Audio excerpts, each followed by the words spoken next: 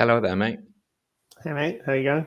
I'm very well. Thank you very much for joining, No Mr. worries. Barry. What have you been up to? Oh, just Good. well, rolling off a current client at the moment, so Right now. I'm undertaking all that handover and that sort of thing. That's been my life recently. Love it. Do you know what I just realized the other day, before we get into the introduction of who you are and stuff? I mentioned when I tweeted about talking to you again. I didn't do this on purpose, but actually, for me, the 24th of February was actually literally, it's a year to the day since we had that thing with Discover AI.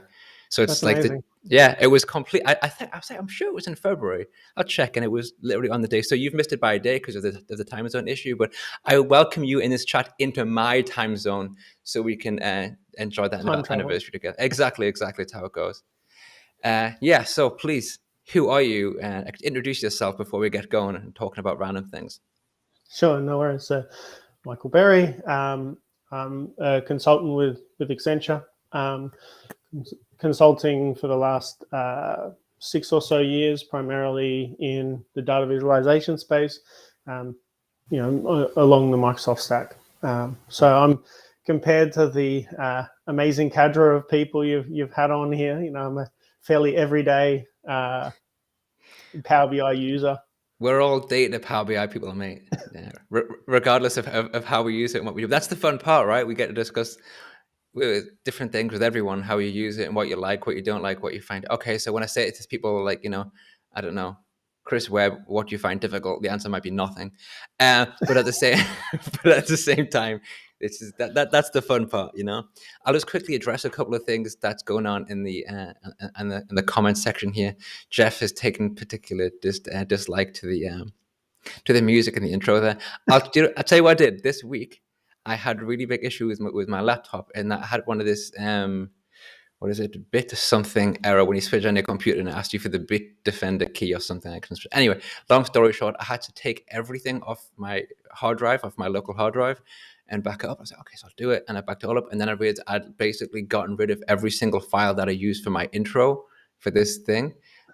So I put this intro together in about in about 15 minutes. I was like, oh my God, nothing works. This is going to be terrible. So I picked literally the first song. So Jeff, I do apologize. I'll try to have better music for next week. It's music that I'm not going to get sued with as well. Not getting sued is also a high priority for me. So yes, next week, better music, better intro. Anyway, put that to one side. Power BI stuff. I remember when we spoke. When we spoke on the Discover AI stuff, it was what you talked about was like telling data stories, which I always find an interesting thing.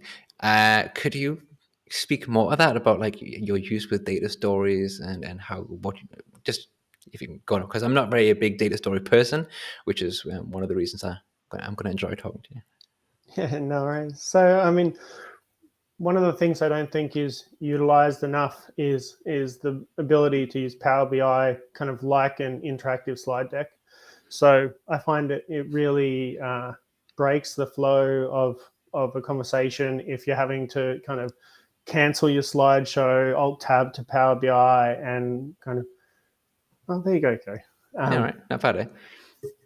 Yeah, so canceling your flow in what you're presenting to the client, and also if you've got Power BI open, it means that you can actually drill into things. You can actually take them on the journey of the actual tool itself. So as long as you rehearse beforehand, which is important, you can take people through the drill through. You can go to another page because for consultants, it is a lot about selling your client, right? You want to show them the power of the tool, and then you want to show them the power of the insights, or you've been brought in to discover certain insights and being able to really hone in, start from a summary view and then drill through into the details and show them the outliers and stuff like that. I find it a really powerful tool. For sure. That particular presentation, that was one of my favorite ones that I've put together, and Nice. because it's around sustainability, which is a passion of mine, but also I felt like I did have a bit of a story to tell there. Data storytelling is a kind of interesting beast there's a data scientist or a decision scientist from Google called Cassie. I can't pronounce her last name. Cassie Cosmo. I'll leave it. But she has a interesting blog post about how data analysis is not data storytelling. And she kind of takes shots at people who are trying to do data storytelling. But I recommend that article. It's really interesting. Okay. So in her view, it's like, the data analyst should be preparing the data to give to the decision makers who can then make those informed decisions. But if you're working in smaller organizations where potentially it's your job to help shape the decision, you just need to be careful that you actually understand what it is you're showing. If you're not the subject matter expert, then you probably shouldn't be the one making the decision. Yeah, that covers a lot of, I would say, my thoughts on it and my concerns is a reach. But because when I hear story, I think I've mentioned this to you before, way back when, maybe a little bit on LinkedIn as well. So I think the issue with the data story part was probably with the word story, because I always feel like you go in with it with a preconceived notion of what should come out the other end. Like you have a goal, you have something that you actually want to tell, rather than just perhaps following the path of the data to see where it leads you. But it's a good point that you make, because in my job, I'm close-ish to the business, but it's always the challenge is to understand the business. So I'm not the one that's going to guide the person to where they want to go. I'm just like, okay, here's data. This is how it can be presented. This is the different dimensions or whatever. Of course, I always ask them what they want to see and the best ways to see it. But to go in with an idea of what I want to come out the other end is kind of like for me almost impeding the analysis rather than improving it. So, but again, as you say, it depends on your job, depends on your role, depends on actually what you want to do. So, yeah, it's tough. Exactly. And I find that a lot of the times people don't give enough credence to the kind of the intuitions of the people that are in the business. A lot of the time, so I've been dealing in mining for the last 4 years. And a lot of the really experienced people involved in like the metallurgy or the mining engineering, they have real intuitions about things. And a lot of time they are actually right. So it can be useful to support their feelings or the things that they already have, providing that the data does support that. Yeah. But you need to be open. You're 100% right there. Sure, it's interesting. So you've been working in the mining industry for the day. That's something I heard before. That's quite cool. How did that come about? Just for your consultancy stuff, or speak more about that? Yeah. You have my interest, man.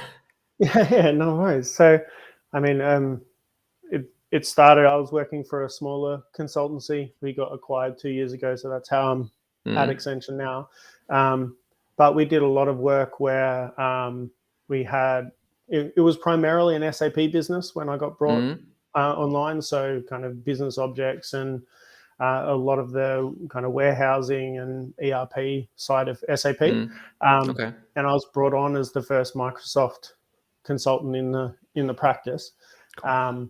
And so they started putting me out at SAP clients and doing proof of concepts with Power BI, showing them, look, business objects is old technology. How about some new technology? And so I came along, did a proof of concept for this mining company, and then they kind of just extended me over. That's cool. Yeah. I really like it, the mining industry. I can imagine it's interesting. I mean, sometimes it can be, if depending on the company you're working for or whatever at that point, that potential always sometimes a little bit, okay, the data gets a bit samey perhaps, or you're analyzing and looking at the same sort of stuff. So to have a little bit of a different sort of industry with different sort of data must be quite nice, especially for someone like yourself who enjoys that kind of like story and showing people through and where it can lead. That's quite cool. Nice, mate. Nice. Yeah, that's definitely. I recommend consulting to anyone. I personally just love learning the new industries. Learning I can imagine. is important, and mining itself is I really like the physicality. So much of a BI role is like shifting money around or something like that. Yeah. Putting it in different buckets, or like staff hours or something. Mm. But with mining, at the end of the day, you've got someone down a hole at the other side blowing stuff up. Like Yeah. there's a real physical nature to the mining Yeah. industry, which is interesting. A little bit different, yeah. I used to work for a company that had like a huge industrial plant here in Germany, and I always hoped, they never did, of course. I always hoped that they would integrate I always forget the name of them, the HoloLens. So to working with reporting and dashboards on HoloLens, that would be very cool. To build a report, not desktop, not mobile. Here's a HoloLens report. That would be totally rad. One day, I'll try and get one of my bosses just to invest quite a lot of money in HoloLens for no other reason other than the fact that I think the reports would be cool. We shall see. I just brought this comment before, and I can't find it again now. Here it is again about the PowerPoint functionality, because that would be very rad, based on the fact that quite often people say, okay, I want this and I want to have this in PowerPoint for the presentation side. My response is quite often, you can make the PowerPoint, the Power BI report kind of look like a PowerPoint presentation. Why not just use the Power BI presentation instead? Which is always, for me, I think is a decent solution, but it's always met with not a great deal of enthusiasm. So if you could have a Power BI report embedded into PowerPoint with full functionality, that'd be very cool. And actually, I kind of don't know why it isn't already there. It can't be that. I mean, okay, here's me saying this from a zero technical background of how you would do it, but I'll say it can't be that hard to do. It's probably pretty hard to do, to be honest. But that would be quite nice. Well, I think there are some third-party applications which allow you to do something like that. It's kind of like rendering the website within the Power BI deck. But I personally just do it in the PBIX. Yeah, for sure. I'm bringing this point up not just because I'm being vain, because Jeff said I made a good point, though I do appreciate that. It's the last, but we don't all work in sales. I like that point because, I mean, it's true. I find that sometimes, quite often, the emphasis is really much on using exactly the same data or using Power BI, the assumption that we all use it in exactly the same way. Even for stuff the way reports are shared, reports I still maintain the best way to look at a Power BI report is if you share the secure embed link. So you're just looking for it full page in a browser. None of this basic workspace stuff here and there, actually just full page Power BI report in a browser, because it's so immersive. You do lose functionality that I don't really enjoy, to be honest, such as this yellow reset button, default view. I hate that button so much. So I think it's sometimes nice to remember that not everyone, but many people use it in very different ways. So yeah, data sets, usage, it's all important, because and the way you work as well as a consultant, work for very different industries, you must also find that. Yeah. One of the most novel uses I've seen with Power BI recently, there's a guy on LinkedIn who posts all these like 3D render, like CAD. Like he must be an architect or something like that. So he has kind of a CAD report or a rendering of a building, and then he has Power BI kind of attached to it and rendering the data from inside the building, which is pretty awesome. That's nice. That's one of those moments where it'd be really nice if you could share the work that you've done for clients just to see it. It's frustrating when you make something pretty cool or you see something quite cool. It's like, yeah, no one is ever going to see that other than the people at this company, which is why it's always nice to have a moment where you can build something for yourself or release it or something. That's quite cool. Full page view. Yes, you can try full page view, but I think it's, I don't want to repeat myself too much for every week and stuff, but I always assume, maybe it's an incorrect assumption, but I think it's fair in some regards that the users don't know a great deal, not in an offensive way, but so many people just don't have time or don't want to learn how to use the tool, which is why, for example, like if someone just wants to have data and we're giving them the data in a Power BI report, I don't see why they should have to see, unless they want to, they have that option, of course, to see all the workspace type stuff. Like, why do they want it? It's just a report. So if you have to go in the report and then you have to, okay, it's fine just to click, full page view, no problem. But to get rid of that one click, to get rid of that step, and just go automatically to like a full page view, for me, it's quite a nice thing. I could be wrong, of course. I'm very, very frequently wrong, but it's like it's an immersive experience. It's just for the same reason I like to have all my buttons in the page as well. None of this click here to navigate, just the navigation buttons actually in the body of the report. I don't know how you feel about that. And another thing you can do is there's actually like a parameter you can put in the URL for the workspace, which will force it full screen when they open it. That's true. That's a good point. I'll take that point.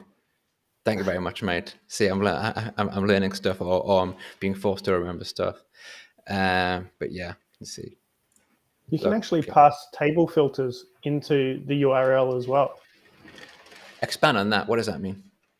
So you can actually filter your fact table or your dimension or whatever it is that you want with a parameter in the URL, like in the link. Stimmt. So basically, actually, when you go to the report itself, it's pre-filtered. Yeah, that is a cool idea, but the confusion that would lead to is just too much. Everyone knows. Everyone who is, I'm sure, watching this or has ever done one of these chats has had a message from someone who says, "Why does my data not match?" And it's because there's like a slice has been activated. I can't imagine the chaos that would ensue if you start handing out links that are pre-filtered. No. Yeah, they do, often have issues of not knowing to just click revert to default. It is good to have that reset like bookmark on the page, because otherwise people do freak out. Yeah. And you always get the users are like, "Oh, your data's wrong. Your report's wrong." Yeah. And you then have to go and look at it, and you're like, "Well, no, that's what the data's like in the database. Go fix it." My favorite one is Power BI is wrong, especially if it's a new tool, because it's the assumption that somehow Power BI is wrong. It's not just when you're giving someone if you're giving someone a training, if you say, if you do this, do that, and the answer is all that doesn't happen for me. So, well, it will if you do it kind of correctly. Like, no offense, I understand you're learning, but it's always the assumption that the tool is wrong because it's something new and you're not sure about. Yeah. Anyway, here we go. Are you using Deneb yet? Jeff's there insisting on spelling it the way he likes to spell it. Deneb. No, I've been quite envious of the posts you guys have been doing. I've been pretty busy wrapping up this client, so I haven't had a chance to play with it. I mean, I've got a little bit of a different background to a lot of people, I guess. I used to be a chef back in the day. Please tell us about your background. I'm really curious now. That's one of the really interesting things. Tell us about how you came to where you are now, mate. The Michael Berry story. No worries. So, yeah, I'm out of high school. I kind of liked cooking. Didn't really know what I wanted to do. Wanted to study philosophy at uni, but knew I couldn't get a job doing that. So I just became a chef. And nice. After 5 years, I was kind of burnt out. It's a terrible industry. I wouldn't advise anyone to let their kids be chefs. Yeah, really bad.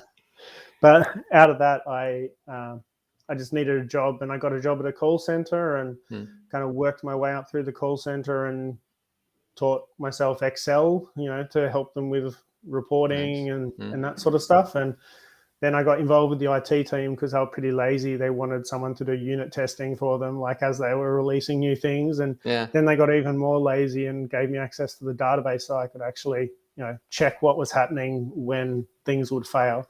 It was a very cowboy company, Helped you and out, then right? when one of the developers left, they're like, "Hey, do you want to come and be one of the BI developers?" Essentially, so I learned SQL and the Microsoft BI stack, so SSRS and SSIS at the time.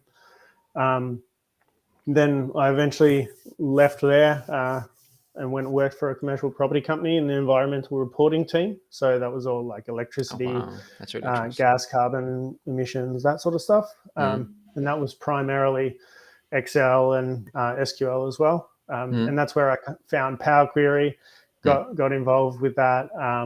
And Power Pivot at the time, and the business was looking to go into Power BI. And I went along to one of Greg Nash's presentations where he was connecting streaming data up to like a little IoT sensor that he had made himself. Nice. and I was hooked. I was like, this is amazing. I want to do this. And then, I started attending the Power BI Melbourne Meetup regularly and just being a pest, really. And my and my practice manager kind of liked that I was, being involved with the community, and he wanted to, build the Power BI practice. So that's how I jumped on board.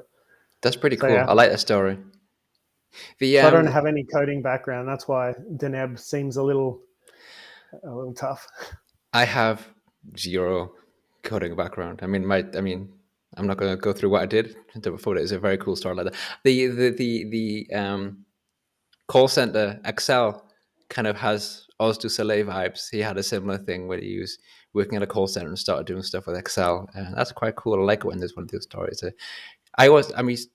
Say like a non-traditional career path to, but I think that the more traditional they might think, I think if you, especially when it comes to like people like myself who just did none of that until Power BI. I mean, I did nothing until Power Query, right? Having like bits and pieces of jobs, and kind of, I'm not sure what I want to do for a career.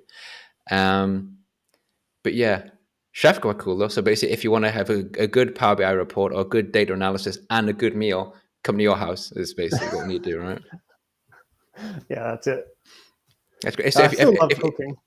Oh yeah, I mean, fair enough. So if you go to a meetup, you can maybe offer, do that. Offer some barbecue and services. I'm not sure. Yeah, something cool. Like that. The Power BI Melbourne meetup's pretty cool. There's pizza and beer usually. So all right, nice. We have one in Germany, data grilling. So basically, data grilling, or grilling is barbecuing in German. So, and I've seen photographs of it. It's just a huge stack, a line of huge like grills and meat and sausage and beers. I think they don't even, I could be wrong, so if I'm speaking out of turn, I apologize to Data Grill. I think they don't have like a conference area booked off. It's basically like a bar with like a place where you can present, and also a grilling area. Crazy. It's a cool idea. I love it. Yeah, so actually, remind me, maybe not barbecuing on the scale of Australia. I know how you love that sort of thing down there, but yeah, nice. I like it a lot. I enjoy cooking as well, but my wife taught me to cook. She's Italian, so when I came out of the UK, I was a terrible cook. I didn't understand the concept of adding stuff like salt to food to make it taste nice or whatever. So I learned that from it. We have basically, for me, the English cooking style is when it comes to vegetables, at least, is cook them in water for so long that they lose all flavor and consistency, and then you put them on a plate, and then you complain when kids don't eat vegetables. This is for me. I'm going to say that, but that's what you can do. Yeah, Oz also used voodoo to get to where he said. Oz did pull out a turkey foot as we were talking. He was talking about data, and he just from off the screen, he just grabbed his turkey foot. It was a pretty special moment. Funny you say that. No, wait, for 1 second. Oh, fantastic! No, I don't have any strange things off. I have a Darth Vader thing where I keep my pen, but no turkey stuff. And let's go to Jeff, see what he's got to say. Did you specialize in the visualization part of your company's practice? Wrapping up. Driven by a client realizing the reports are nothing without insights. Yeah, so I'm part of something called Modern Data Platforms. And inside that, we have kind of sub capabilities. So I'm in the data experience engineering. So that's kind of going down the way users consume data. So Power Apps, those kinds of things as well. But I mean, probably 90% of our people, so I think about 20 people or so, and there's almost everyone's on Power BI jobs at the moment, a couple of Tableau roles. But yeah, we have a specialized-ish practice for visualization. Interesting. I mean, the whole group is ramping up across every vertical. And we're all kind of cross skilled as well. So we're all doing the data engineering as well, because there's not many there's not too many jobs where you end up with only doing the visualization part. There's usually some of that data engineering side of things. There's a design practice as well. So within the strategy and consulting, we have a whole heap of kind of UX and classically trained designers that are kind of helping some clients implement like web portals and those kind of other ways of experiencing. So we're kind of the dirty cousin doing the grunt work. Nice. That's cool. From my side regarding the work that we do and the stuff, or what I can do, I told my boss at the end of last year that one of the things I wanted to improve was how you set yourself goals for the next year. It was improve my knowledge of like Azure, its services, and how we as a company use those services, because I'm not great at that. And then I said that, and then about 3 weeks later, I looked at what I said, and I was like, why did I say that? Why did I make that my goal? Because I've got to do something now. I can't just like ignore it. It's a target I set myself. On the plus side, I know so little about it that learning literally anything, I could say, okay, I've improved because I know like 10 things now, or let's just say 5 things. So it's good to work with people who have very different skill sets to learn from them. I agree. But it's hard. It's hard if you don't have a specific project. I find it, much easier when I have a problem to solve and I start to work through those things. But Azure's awesome. Like ADF, Logic Apps. If you've used Power Automate, Logic Apps is basically Power Automate in the cloud, so that can get you started. Okay, I'll take a look for sure. I'm also having a look at this as well. This pragmatic works training is a good deal and stuff. Check it out for sure. I need to improve a lot. I mean, I don't need to. I want to. I think I learn enough on a day-to-day basis or new stuff, but it's nice to kind of vary out a little bit. But you're right about projects. That have a project to learn something is difficult without the project. Depending on what it is that you're learning, though, just swing back around to the coding stroke Deneb thing you said before. I don't have a project with Deneb, but I suppose it's more the sort of thing that you can kind of integrate into an existing report. I want to use this, therefore I will learn that. But if it's something that's really not related to your data, if you can't integrate, if you can't say, okay, I'll try and squeeze a little bit of that in there somewhere, it's very difficult. And I think I mentioned this last week when I was talking about Python or something. Like, you try to use it or you try to learn it. 1 second, Deneb. You get all the time with Jeff, man. Deneb. I know what it is. Deneb. I asked Daniel, and I got the strong impression that when I asked him the question, he was just being really polite, and his answer was, "I don't care." So I'm going to stick with that. Deneb.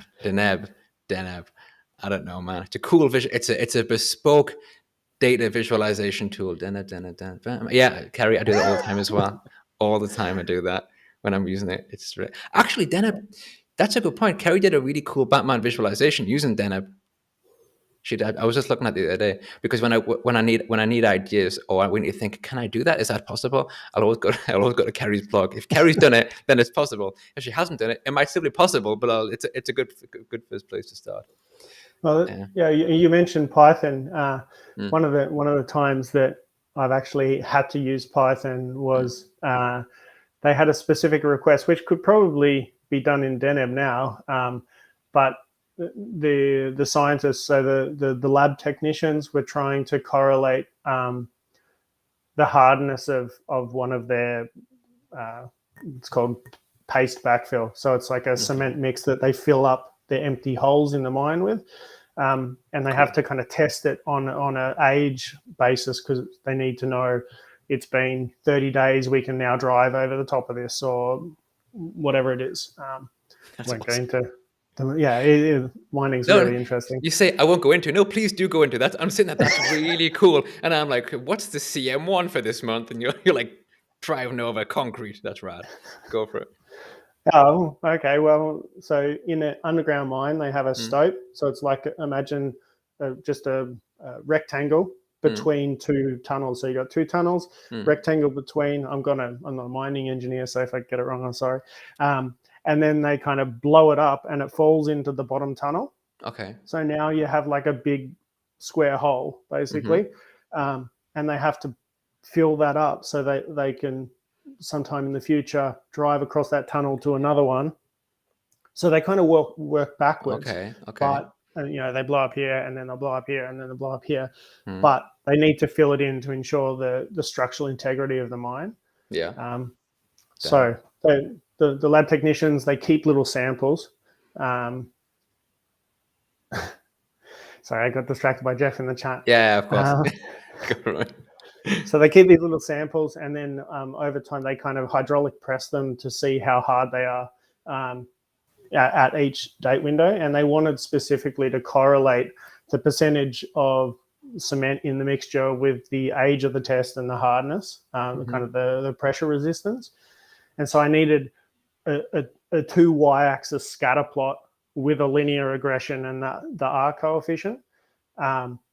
And you just can't do that in Power BI. So I had to do lots of Google foo and find out how to implement that in Python. I can well imagine. That sounds really interesting.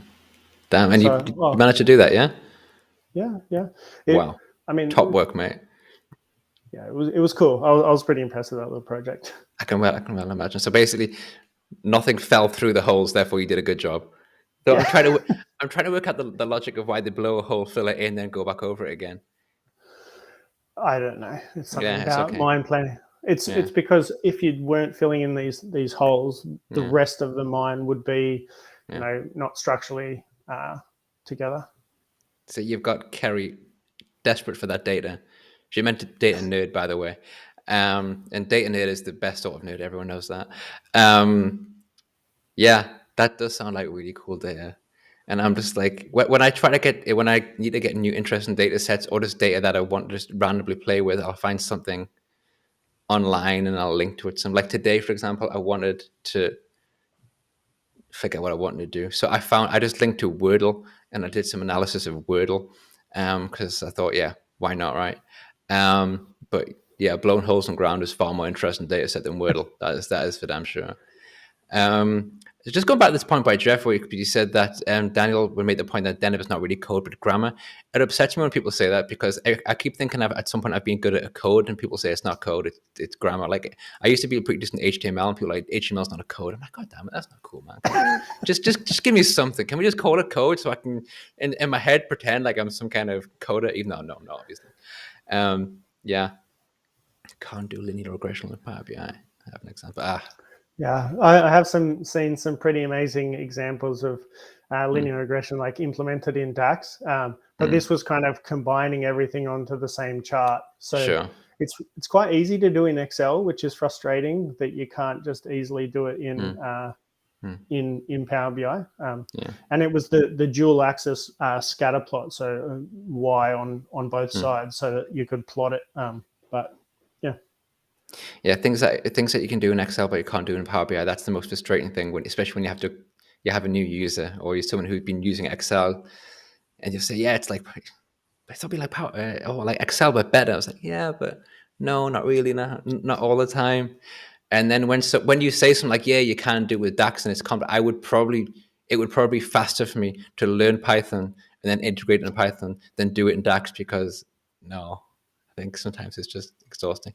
What about you? Like when you're creating something, if you had the choice of, it's a standard, DAX or M, what do you prefer, mate? What frustrates you the most? Do you use both? Though? I know a lot of people. Yeah, I do use both. But M is probably more difficult for me. It's much more like code. You need to do some specific things in that, but I'd rather do things at the data warehouse level, in SQL than in M, just because it's easier for me, really. Fair enough. And DAX, I have a love-hate relationship with DAX. It's, some people really understand it, like the Italians, the classic example. Like I just don't. I can't get it into my head, kind of all these filter transitions and all. Yeah. So sometimes I think maybe like Alberto and Marco will have conversations in DAX, like not Italian, not English, they just talk in DAX. That's the conversation. Yeah. So I struggle with DAX. Intuitively, I've been in the long enough that most of the common problems, I can solve. But the thing that I've been getting into recently, and I wish I found it earlier, is from Greg Deckler. Okay. Yeah, that's his name. He has a YouTube channel called Microsoft Hates Greg, and he has a new Really? That's class. yeah, he has a new like external application. I haven't actually installed it yet, but years ago he had a post on the community forums called Calcu-Hate, and why he hates Calculate and doesn't implement it in any of his things. He uses like Really? That's DAX interesting. editor and iterative tables, like summarize and summarize columns to build up static tables. And since I've started using this, so getting it in DAX editor, summarizing and pulling out all the tables you need, it's really, really changed my ability to produce complicated things. It also makes it much easier to measure against like someone's spreadsheet, because you can actually return all the columns inside your DAX query, right? Yeah. Which has been one of my frustrations with DAX for so long, is you can't return a temp table. Okay. Yeah, I mean, sometimes I'll be trying, like the standard Googling, you're looking for stuff, and sometimes, I mean, for me, the biggest question is like, is it that it can't be done, or is that I can't do it? Because those are two very different things. So sometimes it's not that I'm looking for the answer. I'm actually looking for the limitation before I look for the answer, because it sucks to kind of look around for so long and then you got like 10 different blog posts or community posts, and it's just that, yeah, you can't do it. Tabular editor should help with that. Tabular editor should help with everything, I suppose. Yes, you can do more with that, but still, yeah, it's tough. I mean, I much prefer working with Power Query, working with M. Not that I'm particularly magnificent at M. It's just something that I just find more enjoyable to do. M's code, right? Yeah, okay. Can we call it M code, or is someone going to tell me it's like I don't know, something like I don't know, It's number definitely format? a code. Yeah. Yeah, good. Okay, then I'll get better Like at M, so I can call myself an M coder. all the people that kind of do all these nested queries and kind of, that stuff really blows me away. M's a really powerful language, and I am impressed when people are doing really complicated things in M.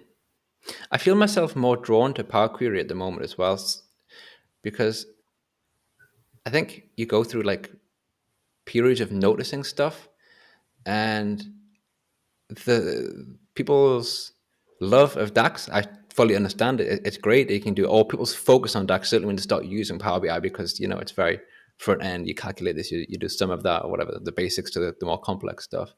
But it frustrates me sometimes that there's M or Power Query so hidden behind everything. It's not given an exposure, even though it can save you so much time, and I really, really don't understand, even in Excel, why Power Query isn't more prominent. Like this, get data and then go here. Why isn't there just a big Power Query button? Like, people just don't, and I say people, a Yeah. lot of people who use Excel on a day-to-day basis, who work in reporting departments, just have never opened Power Query. And I find that astonishing, like truly. So I'm more drawn to that at the moment, to kind of somehow make people aware of it. Not that I could make people aware of it, but you see my point. It's strange that it's not more prominent. Yeah, no, I completely agree. And when I was kind of dealing mostly in Excel, that was the first thing I did, because it makes everything repeatable. Why are you copying and pasting data between all these sheets in order to prepare your report? Just put it into these tables and then you just hit refresh. Yeah. But on things that are hidden in Power Query, this is word to the wise. Something that frustrated me recently was when Power Query folds down to some data sources without you knowing that there's a native query. So something I discovered with Databricks and the Databricks integration Okay. is that the Spark engine, so the thing that sits behind Databricks, will actually take your Power Query and will interpret it in Spark language. Okay. So what's a pivot table? Yeah, so that was, I had this table where, so if you're writing against like a SQL server, you Mm. can get your dim date and you can explode out the dates with Mm-hmm. whatever table you're joining to, right? Sure. And SQL Server will interpret that properly and just load just the dates in your dim date. But with Databricks, what it would do is it would execute one query for every date. So it would take the entire query and then just one date and execute it. Okay. My dog's coughing in the background. Sorry, but then man. if you put it into a list contains, it would write one big where clause with like all the dates listed out. So that was just a Yeah, we had. I was thing. speaking about with someone a few weeks ago regarding this topic roughly. Not exactly that. It's interesting, but yeah, because of query folding. Yes, who was I talking about with query folding? Because to be honest, it was one of those things that I'd never fully looked at. You kind of you hear it, it's like query folding. Okay, this is going on, and then you read about it, and it's like okay, now I understand, and now I understand people's confusion because it's not particularly clear as to when it is and when it isn't. But yeah, it's I don't know. There are hidden things going on in Power Query. It's not. I mean, I like it because in general it is pretty transparent. You know, you can learn very much from your own work by not, just by clicking on some buttons, and then you learn how that. If you want to, of course, you don't have to learn these things, but you can learn. Okay, if you read these 3 bits of code and you kind of twist them around, you can write them yourself. You can do it instead of doing it in 4 steps. You can do it in 1 step. And similarly, I saw it was a few years ago now, and I saw people there's videos of how to do this and with DAX, and it was quite a few like blog posts and stuff on it, and it was quite complicated. But then you realize that if you literally just wrote one really basic line of it was like a date flag or something, it becomes literally one line of DAX. And I found it bizarre that yes, yeah. So I generally put nice. The Alex Powers 30-day query challenges. In terms of where I instantiate my columns and my date tables, though, that's definitely in M. So I prefer to limit the amount of DAX columns that I put in and just keep it in M wherever possible, because I find that moment while you've loaded all the data and then suddenly your CPU fan starts spinning and you're just waiting there. You're waiting for the model to update in memory. It can be very, very annoying. I had a user recently who had this Power BI report and everything was just lookup values. Like he didn't know that you could use related. And so he just had all these tables and I couldn't even refresh it on my computer because every time it would update, it would just run out of memory and crash. So that's fun. That was fun. Yeah. Love it. The one amusing issue that I found amusing that I saw recently was a report, and there was a question: why is it not updating? As in, refresh it, but there's no new data appearing. Why is this happening? And so I went and had a look at the queries, and I saw that the dates filter was like a static filter. That's all it was basically. Someone had, instead of saying it was just basically show me like 2019, 2020, 2021, and then that was it. I was like, there you go. That'll do it every single time. I have found the problem. It's just this static filtering. Fantastic stuff. So yeah, I like that sort of question though, because it can be extremely taxing. Like, why is it not working? That's it. Like a really like find out why it isn't working. It can be this really like basic, quite funny thing, but also something else that can have you stumped for like 3 days, and it's either something huge or something like, I don't know, like a dodgy relationship, or it's good fun. It's like a puzzle, like a Power BI puzzle. I don't know. Exactly. Yeah. Oh man, Power BI detective would be a really cool job role. Oh, I don't know. It could be. It could be scary as well. Yeah, it could be. I mean, I had recently the client, they made someone redundant who had built all his own Power BI reports. Like he had probably 8 complex financial reports that he had made, and they were terrible. But he understood it, and they made him redundant. They didn't backfill him, and they're like, "Hey, you can just support this, right?" And I'm like, well, no, how am I going to support these things that I have no idea? Either you put up some budget that I can spend time to, redo these reports so I actually understand. But picking apart these reports is like getting into someone else's brain in some cases. Absolutely agree. It's I'd say that it's so true. To understand someone else's logic, like why they've done certain things, even if they've commented on the code and stuff, it's not everything. It really is going into that. It's like sometimes I feel it's like, what was that film with John Malkovich, being John Malkovich, obviously, Jesus Christ, and they kind of go in the person, and that's that sort of thing. It's interesting, but it's really, really tiring. And when you say something like, redo the report or change the report, it's just doing them from scratch, kind of seeing roughly what they did and then building the entire thing new. Because a lot of the time, yeah. I mean, comments in code is a bit of a meme, really. That sort of thing where you're writing code and you're like, oh, remember this makes sense. And then you come back to it 6 months later and it doesn't make sense. No, because even the comment is just like, it's filtering the table. Yeah, it's great best practice, but I think it's a good skill. It's a very important skill, I should say, to have good comments that make sense, that everyone can understand. I can't do that. I know for a fact, like and I'm not saying because I'm so terrible. It's because I don't think it's a particularly common skill to have. I mean, the amount of people you see who talk about the code and stuff, and then they go back to it and they've got. Jesus, ridiculous. I had a report that I built, and I was going through with the stakeholder, and she was explaining like what she needed, and I was just kind of building it step by step.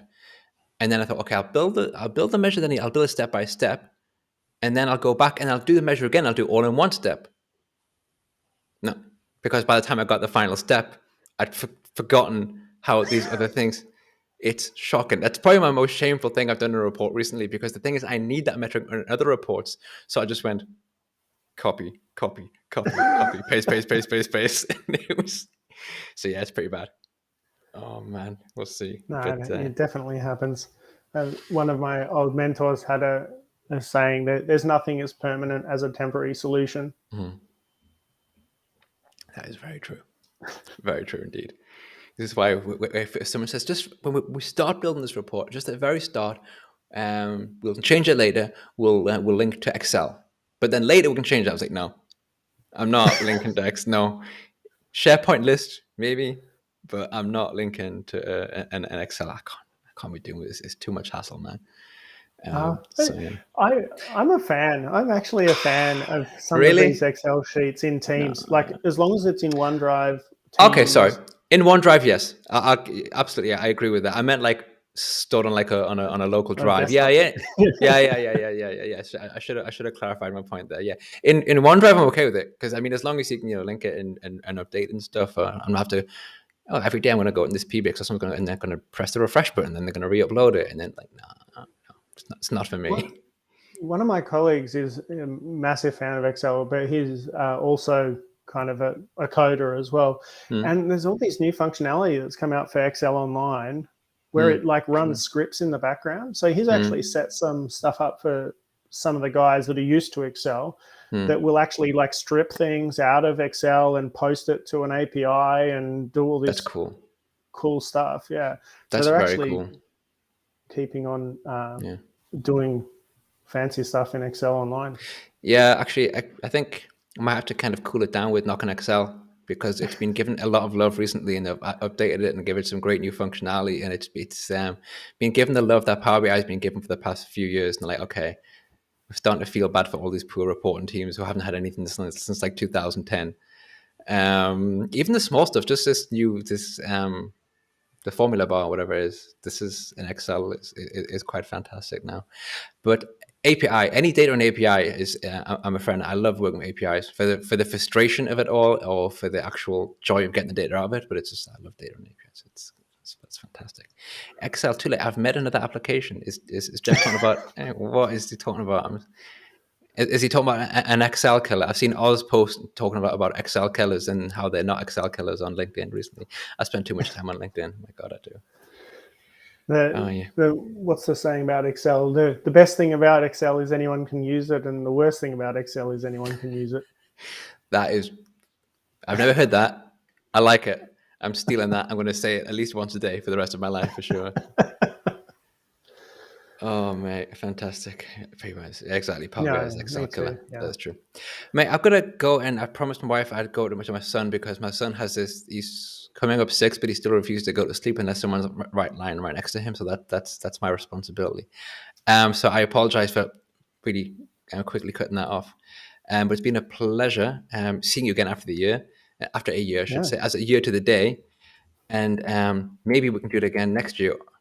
Maybe we can make the 24th of February the Ben and Michael Day. Yeah, well, keep doing what you're doing. I'm enjoying the live streams. Thank you very much, mate. It's always a pleasure to talk to different people and see what they're doing and stuff. And you have been no different. It's been a pleasure catching up. I did want to say, actually, it's quite funny. It's not that funny. It's of mild interest. I used to send out emails in my old company, and for some reason, when I sent them out to our headquarters in Kuala Lumpur, they would reply, and I would say like, "Best regards, Ben Ferry." For some reason, quite often they would reply and say, "Dear Barry," like they would mix up Ben Ferry and call me Barry. So people at work started to call me Fen Barry, like because it just.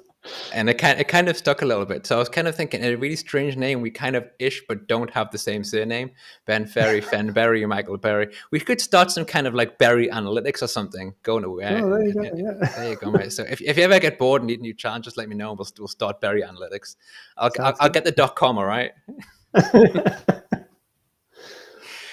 Oh, no, fantastic. Thanks, everyone, for joining. It's been a pleasure. Thanks for your comments and questions and talking. It's always makes these things a lot more fun.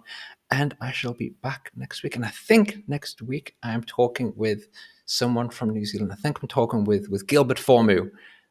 So please, we're awesome. Keeping it on that side of the world again next week. So join. Thank you very much. And I'll be back next Thursday.